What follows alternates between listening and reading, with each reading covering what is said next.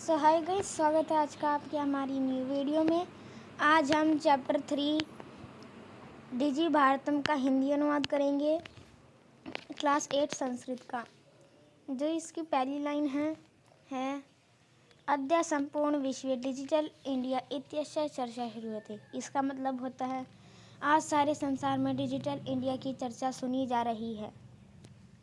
अगली लाइन अस्य पदस्य कः भवेति मन से जिज्ञासा उत्पत्ति होती। इस शब्द का क्या भाव क्या है, ऐसी जानने की इच्छा उत्पन्न होती है। अगली लाइन है काल परिवर्तनेन सह मानवस्य आवश्यकता परिवर्तते। इसका मतलब होता है काल परिवर्तन के साथ मानव की आवश्यकता भी परिवर्तित हो रही है। प्राचीन काले ज्ञानस्य आदान प्रदानम मौखिकम आसीत् विद्या च श्रुति परंपरा घृहते स्म।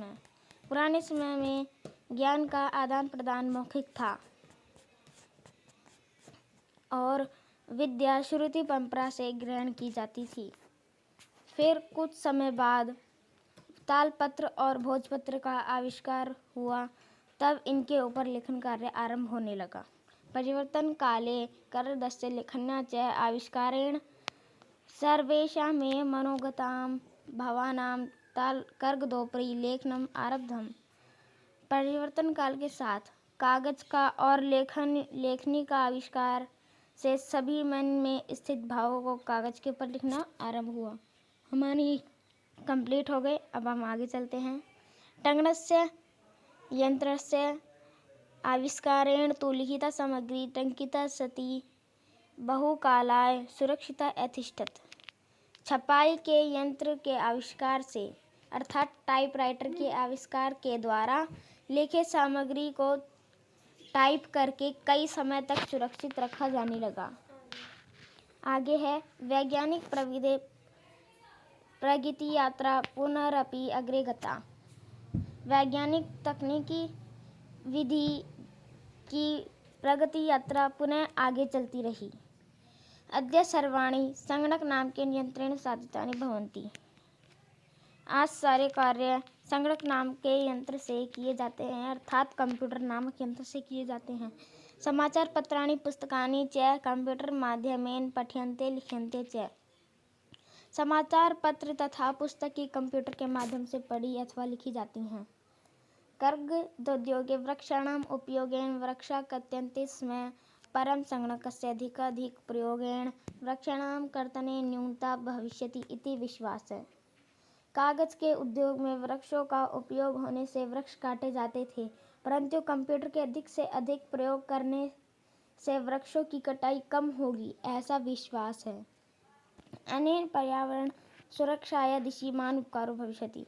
इससे पर्यावरण सुरक्षा की दिशा में महान उपकार होगा। आगे चलते हैं। अधुना आपणे वस्तु क्रयणार्थं रूप्यकाणाम् अनिवार्यता नास्ति। अब बाजार में वस्तुओं को खरीदने के लिए भी रुपयों की आवश्यकता नहीं है। डेबिट कार्ड, क्रेडिट कार्ड इत्यादि सर्वत्र रूप्यकाणां स्थानं गृहीतवन्तः।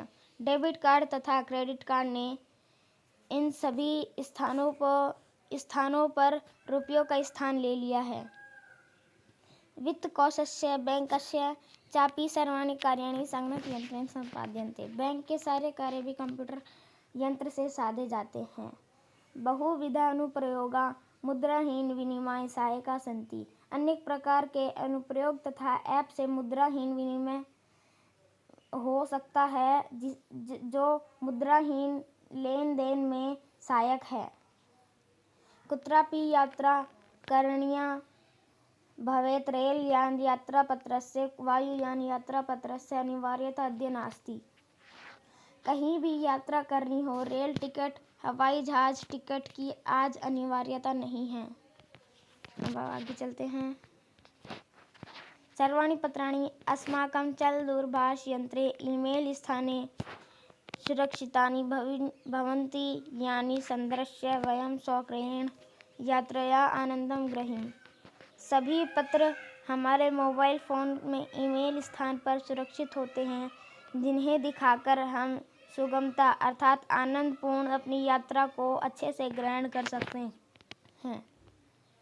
चिकित्सालयेऽपि उपचारार्थं रूप्यकाणाम् आवश्यकता अध्ययनानुभूयते। अस्पताल में इलाज के लिए भी रुपयों की आवश्यकता नहीं है। सर्वत्र कार्ड माध्यमेन ई-बैंक माध्यमेन शुल्कं प्रदातुं शक्यते। सभी स्थानों पर क्रेडिट कार्ड तथा ई-बैंक के माध्यम से फीस दी जाती है। तद्दिनं नातिदूरं यदा वयं हस्ते एकमात्र चलदूरभाषयन्त्रे सर्वाणि कार्याणि साधितुं समर्थाः। वह दिन दूर नहीं है जब हमारे हाथ में केवल एकमात्र मोबाइल फोन सारे कार्य सिद्ध करने में समर्थ होगा।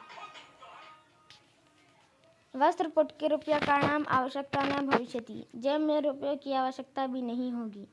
पासबुक, चेकबुक इत्यादि आवश्यकता न भविष्यति। पासबुक तथा चेकबुक इनकी आवश्यकता भी नहीं होगी। पठनार्थं पुस्तकानां समाचारपत्राणाम् अनिवार्यता समाप्तप्राया भविष्यति। पढ़ने के लिए पुस्तकों तथा समाचार पत्रों की आवश्यकता लगभग समाप्त ही हो जाएगी।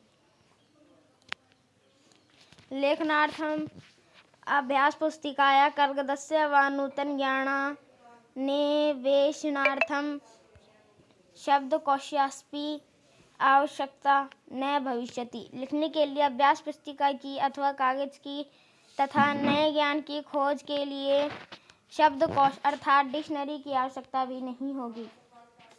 अपरिचित मार्गस्य ज्ञानार्थ मार्गदर्शकस्य मानचित्रस्य आवश्यकता अनुभूति अपि न भविष्यति। अनजान मार्ग के लिए मार्गदर्शक मानचित्र की आवश्यकता भी नहीं होगी। एतत् सर्वं एकमेव यंत्रेण कर्तुं शक्यते। यह सब एक ही यंत्र के द्वारा किया जा सकेगा। शाकादिक्रयार्थं फलक्रयार्थं विश्रामगृहेषु कक्षं सुनिश्चितं कर्तुं चिकित्सालये शुल्कं प्रदातुं विद्यालये महाविद्यालये चापि शुल्कं प्रदातुं किं बहुना दानमपि दातुं चलदूरभाषयन्त्रे अलम्। सब्जी आदि खरीदने के लिए, फल खरीदने के लिए, विश्राम गृह में कमरा सुनिश्चित करने के लिए, अस्पताल में फीस देने के लिए या स्कूल या कॉलेज में फीस देने के लिए मोबाइल फोन ही पर्याप्त है। डिजि भारतम् इति अस्य दिशि वयं भारतीय द्रुतगत्या अग्रेसराम। डिजि भारतम्, इस दिशा में हम भारतीय तीव्र गति से आगे बढ़ रहे हैं। यह हमारा अभी का पाठ कंप्लीट होता है। अब हम अगली वीडियो में इसके प्रश्न अभ्यास करेंगे।